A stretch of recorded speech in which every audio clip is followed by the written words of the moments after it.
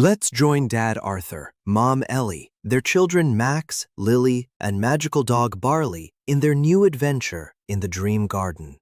In this episode, the Wheelers stumble into a world of chilling perfection in The Porcelain Mask, where they must help a young girl named Sophie realize that her true value lies in her heart, not in a life without mistakes. The Dream Gardener and the Porcelain Mask. Part 1. The Museum of Silence. The Wander Wagon was moving with a strange, hypnotic smoothness.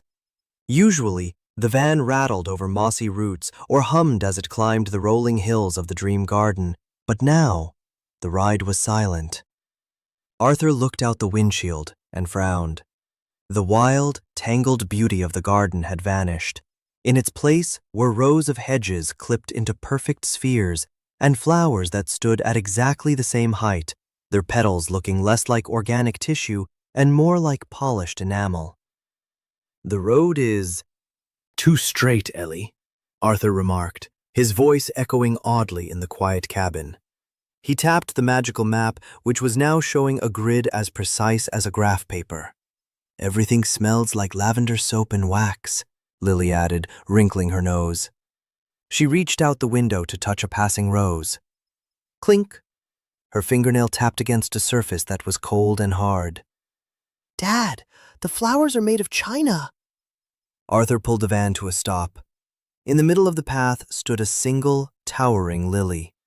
It was carved from the purest white porcelain, its edges so sharp they looked like razors. As Lily's fingers brushed the petal, the porcelain flower let out a sharp, crystalline chime, and the world around them suddenly shattered like a dropped mirror, pulling the entire family into the swirling depths of the dream. "Careful, everyone," a voice cautioned. Celestian stepped out from behind a corner. He was already inside this nightmare in an attempt to help the girl. He looked uncharacteristically stiff, his radiant robes tucked neatly at the seams. "We have entered a very fragile dream. This is the world of Sophie." "What's wrong with it?" Max asked, stepping out of the van and nearly slipping on the glazed porcelain floor. "Whoops!" He balanced himself, his boots making a sharp scritch sound on the porcelain surface. "Sophie is a child of great talent," Celestian explained softly. "She is the top of her class, a flawless ballerina, and the pride of her teachers. But she carries a heavy burden. She believes that if she makes a single mistake, if she trips, if she cries, or if she simply feels tired, she will lose her value. Her fear has turned her dream into this, the Museum of Silence." "And the glaze?" Ellie asked, pointing at the way the porcelain was slowly climbing up the wheels of the Wander Wagon. "That is the fear of imperfection," Celestian replied. "If you stay too long without moving perfectly, you become part of the collection." Suddenly, the ground beneath them began to vibrate with a rhythmic, mechanical hum. Click-clack, click-clack. The porcelain world shattered like a glass screen, and the Wheelers found themselves standing on the edge of a colossal, rotating mahogany disc. They were inside a giant, ornate music box. Above them, the ceiling was a vast arrangement of mirrors that reflected every movement from 1,000 different angles. In the center of the rotating stage stood Sophie. She was dressed in a tutu that looked like it was spun from spun sugar and glass. On her face sat a mask, a beautiful, unblinking porcelain face with a frozen, pleasant smile. She was dancing. Her movements were mathematically perfect, her toes pointed with agonizing precision. But as she spun, the Wheelers could see the strain. Her breath was coming in short, ragged gasps, and every time her foot landed slightly offbeat, a jagged crack appeared on the mirrored walls. "Sophie, stop!" Lily cried out, but her voice was swallowed by the loud, tinkling music of the box. Plink, plonk, pling. "She can't stop," Arthur whispered. "She's terrified that if the dance ends, she ends too." Suddenly, the mirrors at the back of the hall began to ripple like water. A figure stepped out. It was a girl, an exact double of Sophie, but she was made entirely of cold, blinding silver light and flawless porcelain. This was the porcelain twin. The reflection didn't dance. It glided. Its eyes were hollow pits of silver, and it watched Sophie's every move with a terrifying, silent judgment. When Sophie's leg trembled from exhaustion, the reflection drifted closer, its voice a cold, beautiful chime. "You are stumbling, little one," the reflection whispered, the sound vibrating in the wheeler's teeth. "You are messy. You are tired. You are failing. Why struggle? Let the porcelain take you. I will be the perfect Sophie. I will never tire. I will never fail. Just go to sleep and become a statue. It's much safer that way." Sophie's legs began to turn white. The porcelain glaze was climbing up her shins, turning her skin into cold, hard stone. She looked toward the wheelers, her eyes wide with terror behind the holes of her frozen mask. "We have to do something!" Max yelled. But as he tried to run, the floor beneath him turned into a slippery sheet of ice. Slither thud. He fell, and immediately a spiderweb of cracks erupted from the point of impact. The reflection turned its silver gaze toward him, and the air grew 10 degrees colder. "Don't move haphazardly," Arthur warned, his own boots beginning to feel heavy and stiff. "In this place, a mistake is a crime. We need to break the logic of this dream before Sophie disappears forever." Barley let out a low, confused growl. He looked at the perfect silver girl, then at the cracking mirrors, and finally at the frozen, dancing child. He didn't like the silence. He didn't like the cold. And he certainly didn't like the way everyone was standing so perfectly. The Dream Gardener and the Porcelain Mask, Part 2. The Fracture in the Perfection.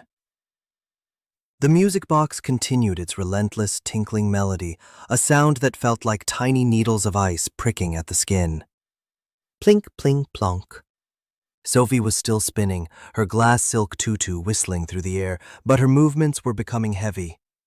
The porcelain glaze had already encased her ankles, and with every rotation, the white stone climbed higher. The porcelain twin drifted alongside her, its silver feet never touching the ground, its face a mask of terrifying, silent expectation. "Look at the mirrors," Ellie shouted, pointing at the walls. "They aren't just reflecting her. They're feeding on her doubt." Whenever Sophie's eyes flickered with fatigue, a new crack raced across the glass walls. The reflection leaned in, its voice like the chime of a funeral bell. "The audience sees your trembling, Sophie. They see the sweat on your brow. Is this the best you can do? A clumsy, shaking girl? Give up. Let the stillness take you. Statues do not tremble. Statues are always loved." "She's hypnotized by her own fear," Arthur cried out. He tried to step forward, but the floor was so slick with perfect glaze that his boots had no grip. He felt the stiffness creeping into his own joints. His elbows felt like rusty hinges, and his neck was becoming as rigid as a marble pillar. "If we don't break the rhythm of this dance, she's going to turn into a pillar of salt and stone." Max was struggling on the floor, trying to push himself up, but the more he hurried, the more he slipped. Slither. Bam! Skidding. "It's like the floor wants us to fall," he grunted. "It's not the floor, Max," Lily realized, her voice trembling. "It's the rules. We're trying to move right in a world that hates mistakes. We have to stop trying to be graceful." The porcelain twin turned its head 180 degrees, a move of impossible, terrifying precision, and stared at Lily. "Grace is the only law here, child. Without it, you are nothing but debris. Look at Sophie. She is becoming a masterpiece. Do not interfere with her transformation into something flawless. Sophie's arms were now turning into white china. She tried to reach out to the Wheelers, but her fingers were fusing together into a single, elegant curve. A tear rolled down her cheek, but as it hit the floor, it didn't splash. It turned into a hard, clear pearl of glass. Tink. Barley had seen enough. The golden dog was usually the most coordinated member of the family, but he hated this clinical, frozen atmosphere. He looked at the silver girl, then at the spinning disc. He saw the way the reflection flinched whenever a messy sound occurred. Woof! Barley didn't just bark, he launched himself into a run. But he didn't run with his usual athletic grace. He deliberately scrambled, his paws sliding wildly in 4 different directions. Scratch, scuttle, slide. He looked like a puppy on a waxed kitchen floor. He let out a loud, goofy snort, huff, and intentionally tumbled into a pile of oversized porcelain vases that sat near the edge of the stage. Crash, smash, clatter! The sound was violent and chaotic. The music of the box skipped a beat. Plink, screech! The porcelain twin recoiled as if it had been struck by a physical blow. A massive, jagged crack ripped through the reflection's own silver chest. Barley, you did it! Lily cheered. The logic! Arthur gasped, his joints suddenly loosening. The monster exists because of the silence and the order. Barley is bringing the chaos back. He's showing her that it's okay to be a mess. But the reflection recovered quickly. The crack in its chest healed with a sickening schloop sound. It pointed a silver finger at Barley. A beast. A loud, clumsy, shedding beast. You do not belong in a gallery of perfection. You are a blemish. Begone! The reflection raised its hands, and the mirrors on the walls began to vibrate. Hundreds of shards of glass detached themselves and hovered in the air, pointing at the dog like daggers. The air grew heavy with the weight of 1,000 silent judgments. Arthur, the stabilizer won't work here, Ellie shouted, dodging a flying shard. This isn't about physics. It's about feelings. She needs to see that her heart is more important than her performance. Sophie was now porcelain up to her waist. She had stopped dancing because her legs were frozen solid to the rotating disc. She looked like a figurine trapped on a wedding cake. Her eyes were fixed on the porcelain twin, filled with a desperate, heartbreaking desire to please it. Sophie, look at Barley, Lily screamed, pointing at the dog who was now trying to bite a floating glass shard as if it were a frisbee. Snap! Crunch. Barley shook his head, his ears flopping wildly, his fur messy and sticking out in a dozen directions. He looked completely imperfect, and he couldn't have been happier. For a split second, Sophie's porcelain mask flickered.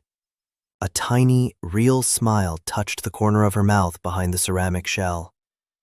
She's still in there, Arthur yelled. He felt a surge of warmth in his chest. Barley, keep going. Be the messiest dog in the world. Barley didn't need to be told twice. He began to shake himself, a massive, full-body wiggle that sent droplets of drool and tufts of golden fur flying in every direction. Flop, flop, flop, flop. He let out a long, loud yawn that ended in a high-pitched squeak. The porcelain twin let out a shriek of pure agony. Its silver skin began to dull. It hated the drool. It hated the fur. It hated the spontaneous, unchoreographed joy of a dog being a dog. Now, Arthur commanded. Everyone, make some noise! Break the dance! The Dream Gardener and the Porcelain Mask. Part 3. The Beauty of the Break.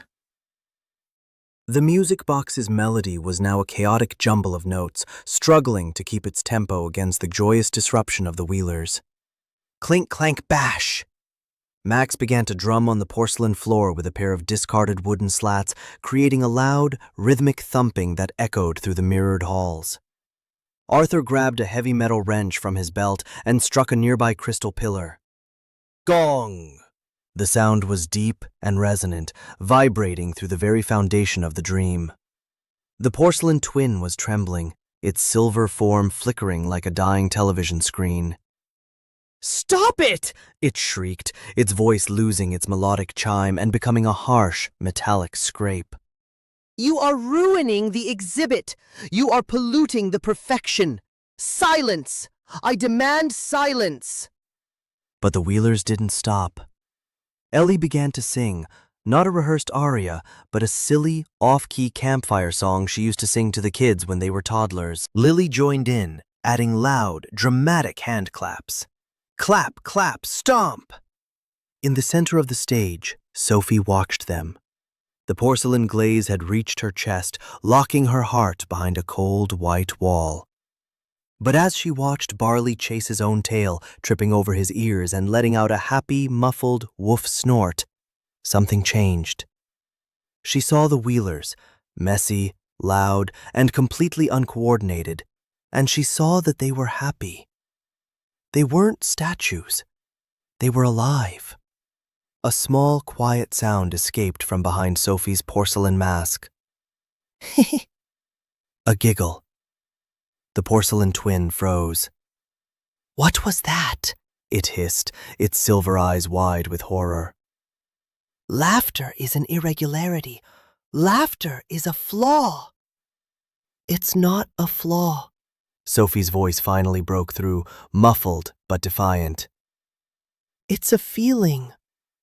Crack! A massive fissure appeared right across the center of Sophie's porcelain chest.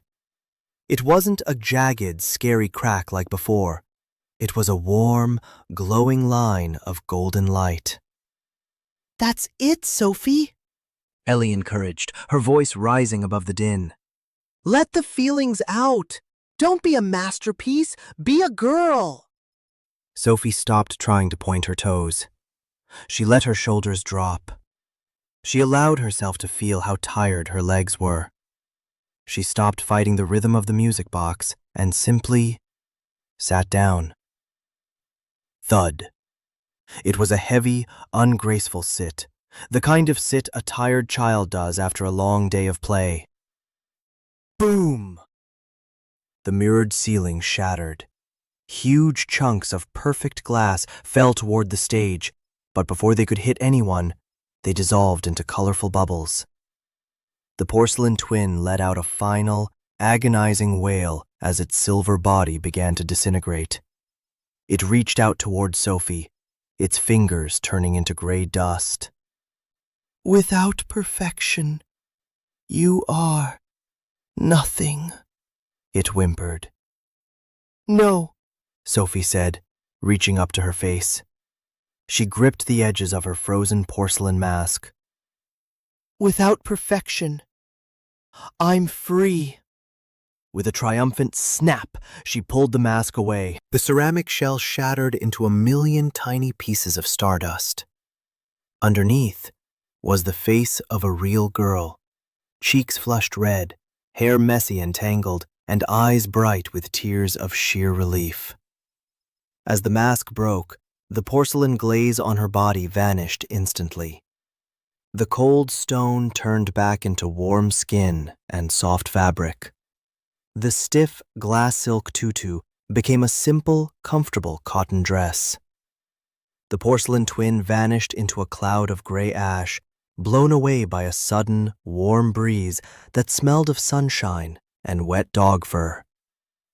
The music box stopped its mechanical ticking and began to play a soft, gentle lullaby, the kind that had no wrong notes because it was played with love. Barley bounded over to Sophie, his tail hitting the floor with a happy thwack, thwack, thwack. He licked her hand, leaving a giant, wet streak of drool across her palm.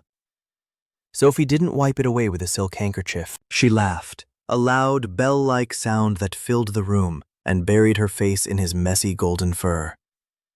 "I'm messy," she whispered, hugging the dog. "And you're wonderful," Lily said, running up to give her a hug. The Museum of Silence began to melt away. The rigid, cold porcelain floor softened into warm, glowing water that felt as light and springy as a trampoline. Suddenly, the entire hall transformed into a vast, shallow ocean of rhythm. In this magical sea, you couldn't sink. You could dance, leap, and run right on top of the liquid light. And the best part?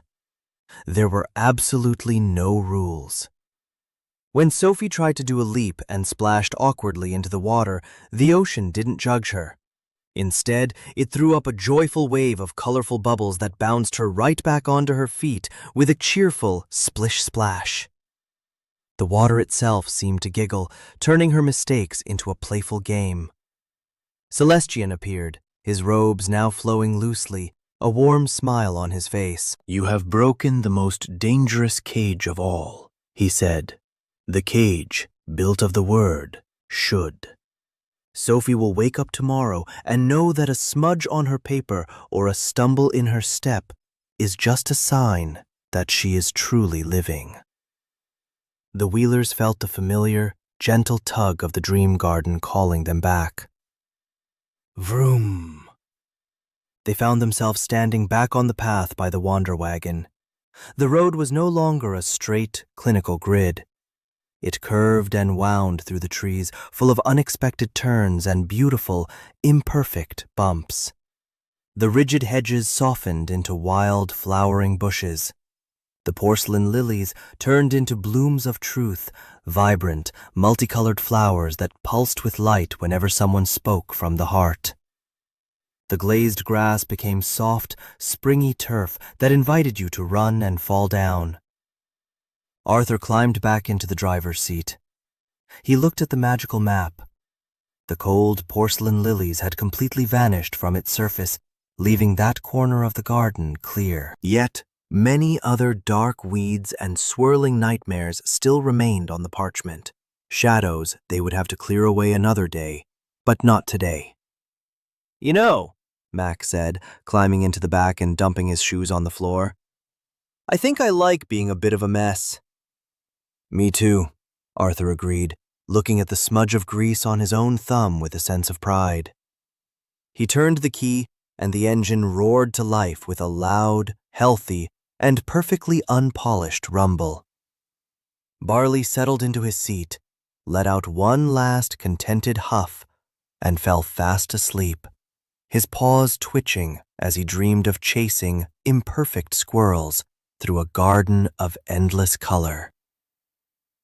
Good night, travelers. Sleep tight, and subscribe to join the Wheelers family on their new adventure.